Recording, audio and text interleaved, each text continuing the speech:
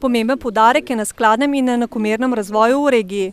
Dosedanji slogan regija razvojnih možnosti in priložnosti znanja in enakomernega razvoja je pravzaprav zelo potreben in tudi še aktualen, in prepričana sem, da bo v novem programskem obdobju ta slogan tudi še rdeča nit za vse naše programska področja, programe in ukrepe, ki jih bomo znotraj posameznih področij tudi izvajali.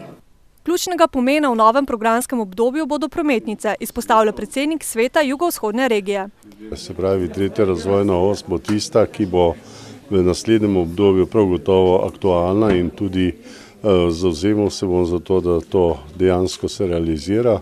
Druga stvar je obnovitev železnice tako na Kočevje kot tudi do Bele krajine.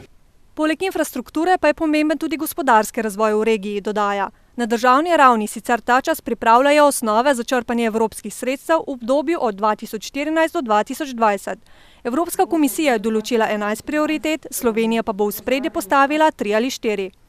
Tako da v Sloveniji bomo približno 50% sredstev, ki nam bodo na razpolago, namenjeni za spodbujanje gospodarstva, se pravi malih in srednjih podjetij, znanosti, tehnološkega razvoja, inovativnosti, in pa na drugi strani za zaposlovanje mladih.